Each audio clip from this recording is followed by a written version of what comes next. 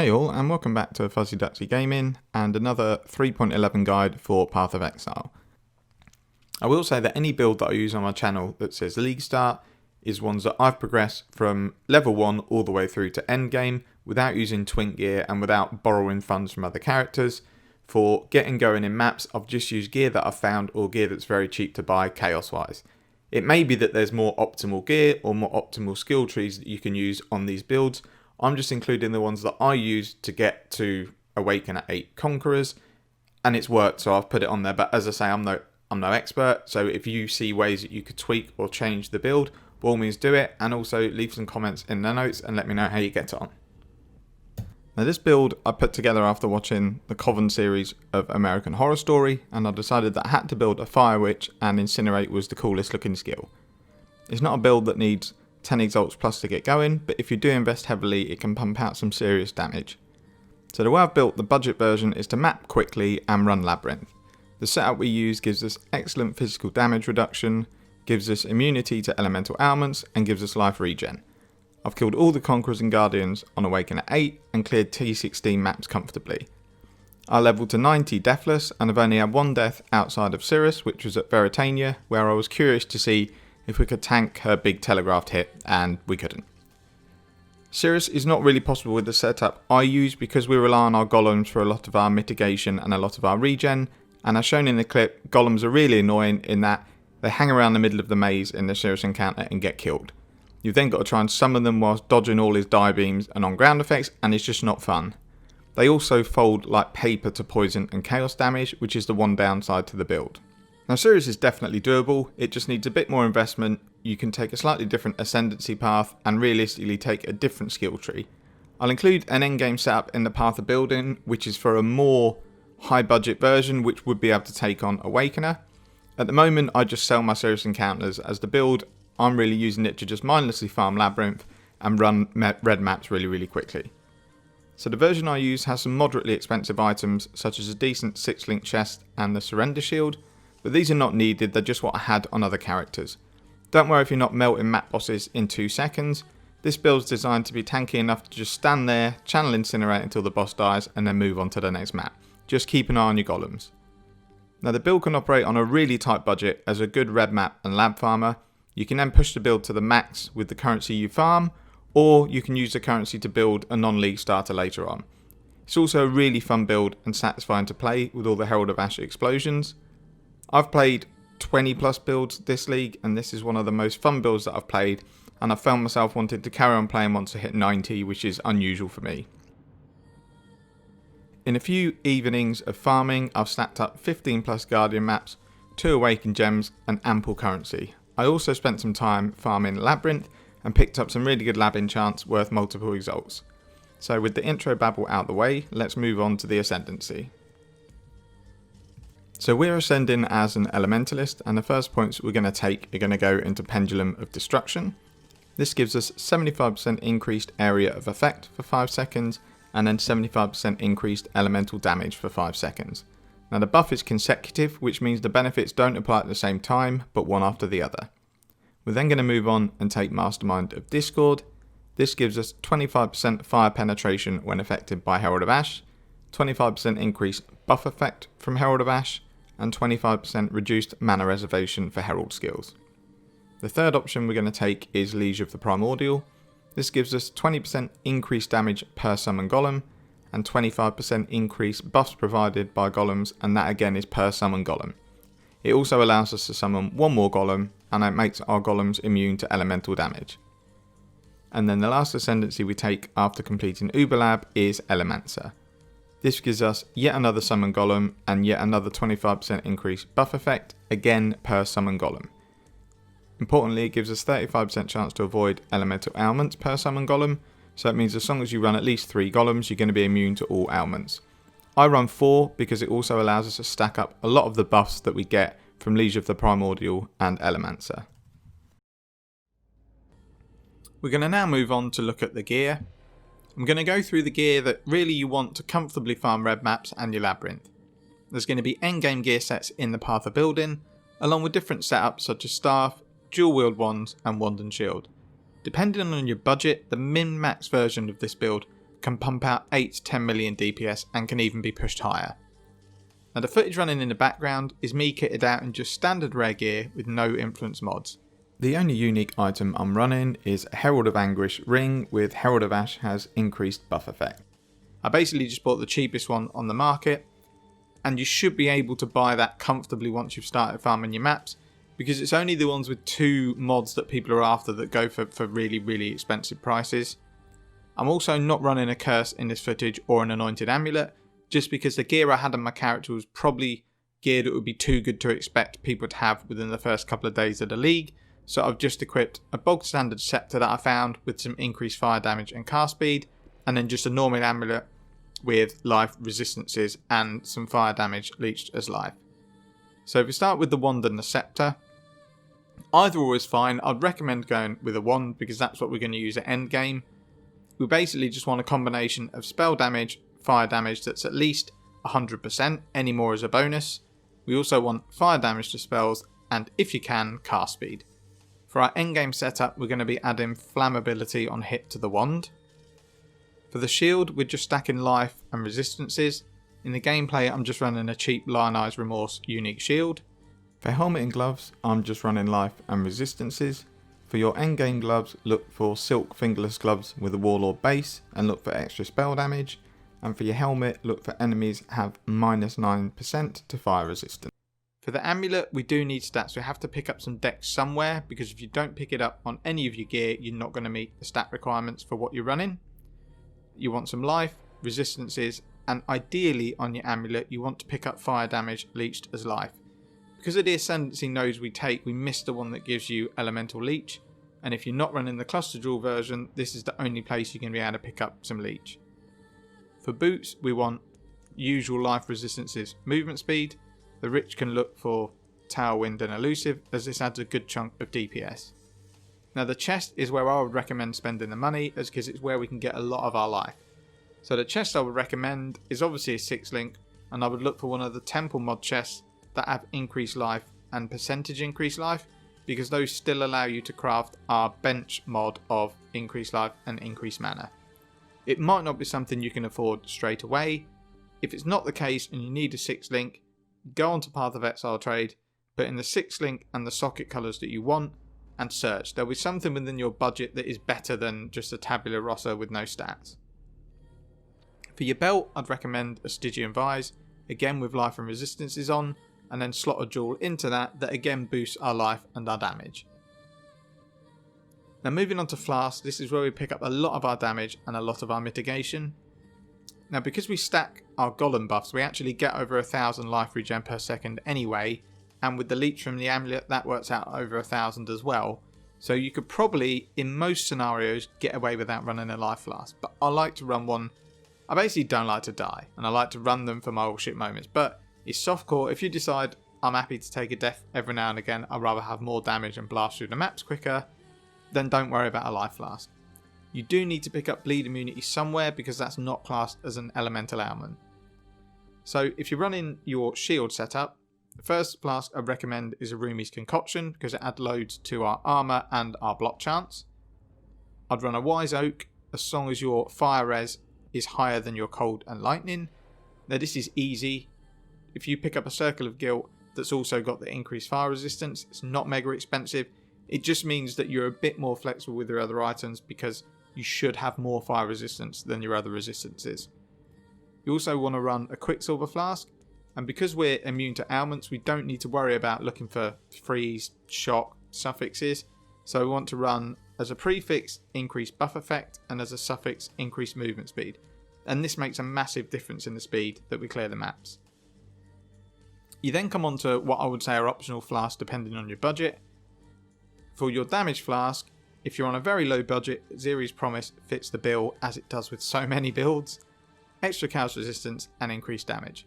If you've got a bit of currency, the much better option is Cinder and Swallow, and I will try and pick up the one with life regen during flask effect. This isn't a particularly expensive mod, and this flask then adds loads of life on kill, it adds life regen, and it adds a boost to DPS. If you want to go defensive, you can look at a Basalt Flask, because that gives us even more percentage damage mitigation, which you'll see by the end of the video we're stacking lots of this to keep us alive.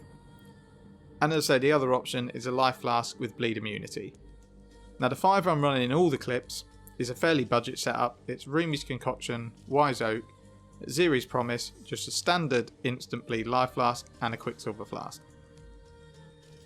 If you have the currency, I'll drop at Ziri's Promise for the Cinder and Swallow. Now there's 2 skill trees within the path of building for a shield setup. One looks at a tree with cluster jewels, one looks at one without. The reason I've included one without is because Delirium is not going to be as common as it is at the moment because it's the current league, so we don't know at the moment what sort of price cluster jewels are going to be. Especially ones that might be quite popular, like we're a channeling skill, so is Cyclone. Cyclone's one of the most popular builds. It might be that the jewels I've listed in this build end up being 4 or 5 exalts each, in which case you're going to find another way to path your tree. So the one without cluster jewels, it does have less DPS, but it has actually got a lot more damage mitigation and more life. You can also pick up more jewel sockets, which means you can pick up some extra damage that way. When we're looking at jewel sockets, you want to pick up any jewels with life, cast speed, and some sort of damage that benefits us, whether it's spell damage, fire damage. These make a massive difference when we're slotting sort of 4, 5 or 6 jewels. We'll now move on and we'll open up the path of building and we'll look at gem links, items and the skill tree. I won't go through the items in depth because they're in the path of building, but you'll see that as you look through there, these items are ones that you can certainly have very early on when you're mapping. None of these items will cost you a lot of money other than the 6-link chest, but again that shouldn't be hugely expensive because other than life, it's not got too much on it. The only thing that's going to cost you money will be your Circle of Anguish ring and then your 3 unique flasks, but none of the flasks are particularly expensive. So if we look at the skill tree, it is quite sprawling for the non-cluster version. There is another version within the path of building that utilises clusters, which gives us more damage and more block chance, but slightly less life and less damage mitigation. As you'll see, when we've got our flasks and our buffs up, we have a physical damage reduction of 76%, which is really, really good. You can also see when we're on our consecrated ground, we regen 1000 life per second, and then we leech 1,400 life per second. So the damage looks pretty meager at 1.3 million, but this is when you're going to be mapping early on, probably in yellow map, so this is ample to kill bosses fairly quickly, and they certainly won't be able to kill you. We'll move on to the gem links. So our main skill, which is Incinerate, we're linking that with Combustion, Inspiration, Infused Channeling, Controlled Destruction, and Concentrated Effect. As mentioned earlier, we're running 4 golems. Lightning Golem gives us extra cast speed. Chaos Golem gives us more physical damage mitigation. Stone Golem gives us life regen, and Flame Golem gives us extra damage. For our auras, we're running Zealotry, which is where we get our consecrated ground from. On bosses, you'll have a 10% chance on hit to create consecrated ground. We also get increased critical strike chance and increased spell damage. Herald of Ash, which is a really good buff for this build, just gives us more fire damage, more spell damage, and it causes explosions when we do overkill damage, and this helps us clear massively. For your last link, you're going to need an Enlighten, either level 3 or 4. These aren't things you need straight away. I'm running Arctic Armor for defense, but I'll probably recommend running Summon Skitterbots because then you're going to shock and chill any enemies that come near you, which means they're slowed and they also take more damage. For our totem setup, we're using Wave of Conviction with Spell Totem and multiple totems. What this will do is apply fire exposure to the enemy, lowering their fire resistance. And then finally, we've got a Flame Dash linked to Second Wind, and then to a level 1 Arcane Surge. This Arcane Surge will proc every time you use Flame Dash. You'll then have increased spell damage and increased cast speed for 4 seconds. So moving on to Pantheons and the Bandits. I would recommend for your major Pantheon running Soul of Solaris. This is really the defensive option, and it gives us boosts such as 6% additional physical damage reduction when there's only one enemy nearby, which really helps for bosses that don't have any minions. Gives us 8% reduced elemental damage taken if we've taken elemental damage recently. It means we take no extra damage from critical strikes if we've taken a critical strike recently. It also gives us 20% chance to take 50% less damage from area hits. Then for your miner, it's really up to you, and you might want to chop and change depending on your map mods, but the one I run for bossing is Soul of Tukahama, because it gives us more life regen and more damage reduction when we're face tanking bosses. For bandits, we're killing all. It's only ever really an option between Alira and kill all, and as we don't have any crit multiplier thanks to elemental overload, the only decent option for us to take is to kill all bandits for the 2 skill points. The last section of this guide is going to look at how we progress this build. There are leveling trees within the path of building for early acts, mid acts, early mapping, and then various endgame setups. Generally, the path of building has 3 different gear sets: your cheap gear set, your mid budget, and then your high budget. There's 3 different trees saved in path of building, along with 3 different gear sets, because we do use different weapons for each budget option. The cheap budget option, which is what I level with and start mapping with, is a wand and shield, and the boss damage with buffs is between 1.3 to 1.4 million shaper DPS. The reason I level with this setup is because until we get all of our tree around level 90 to 93, we do need some increased life, and that's why I run a shield and a wand. When you collect enough currency and you've hit at least level 90, I would recommend progressing into the medium budget build, which dual wields wand, as we've picked up enough life on the tree to be able to then lose the life from our shield. As I say, there's a gear set and tree save for this version. We lose a little bit of block chance and a tiny bit of physical damage reduction, but we gain a huge chunk of DPS. With the right gear, this setup should do between 3.5 to 4 million shaper DPS. If you like the playstyle and really want to push it to the max, check out the expensive gear set and skill tree. This uses a 6-link staff and a Comb's Heart. Now this is a gear set that I pulled from PRE Ninja. I just looked at who was running Incinerate. There was actually only one person playing a witch who was running Incinerate, and they had a crazy gear set on that hits around 10 million shaper DPS if you equip it. Just remember to select the relevant skill tree to the build items that you're using to make sure that they match. When you have your Quicksilver Flask and added buff effect and extra movement speed up, you should be clearing T13, T14 maps in around 3 minutes, and that's even using the beginner gear set. This means if you map efficiently, you can rack up tons of currency using this build. You also have the option of running Labyrinth. If you keep your golems alive in the Labyrinth, the regen we get means as long as you don't fall asleep in a trap, the build is super safe. Releasing Incinerate at max stages against the Zaro almost interphases him, so he goes down really quick as well. Now if you do decide to run this as a dedicated lab runner, I would find a way to get endurance charges into the build, and run a cast when damage taken with Immortal Call. This makes the character pretty much indestructible to traps. The easiest way to do this would probably be to get a medium cluster jewel with Crywolf and Lead by Example on it. It's one of the Warcry jewels. We can no longer anoint instant Warcries, but if you just wanted to run Lab as your main goal of this character, I would spec down to the new instant Warcry node. It will take between 7 to 8 passive points, so you have to spec out of some block, but you don't need all that block for lab farming because you're not ever going to be in any danger. I have included a tree for lab farming, but as I say, I'd only recommend using this tree if the majority of your time is going to be spent in the Labyrinth. I'd also drop at least one of your damage flasks for another Quicksilver Flask, and then you just kill enemies every now and again when you need fast charges, and you can zoom through Labyrinth.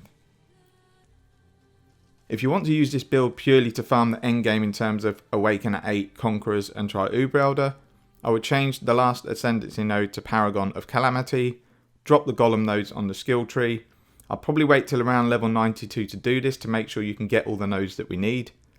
For your Golems, I'd run a Stone Golem and a Flame Golem for damage and life regen, and then use the points that you've saved to spec into life or damage elsewhere. There is again a skill tree for Awakener and Conqueror farming. The reason we spec out of the Golems is we will have to resummon them in Sirus, so it's easier just to have 2. There's going to be times in the fight where you have no golems at all, which is why I recommend not trying Sirus in the beginner budget set, because without golems we don't do a lot of damage and we're pretty weak in terms of our damage taken and regen. I'll close this section just by saying, even though I've included lots of different moderately or expensive gear sets and advanced skill trees in the guide, this build is really aimed at newer players who want a comfortable, fun build to league start with. There's certainly better lab running builds, and there's better Sirus farming builds. I've just included those extra options in case you really do like the playstyle of the build and you want to take it further. And that brings us to the end of the guide. I hope it's been helpful, and if you do try the build, I hope you have fun with it. If you do have any questions, please feel free to note in the comments and I'll get back to you. But until the next build guide or video, thanks for watching and take care.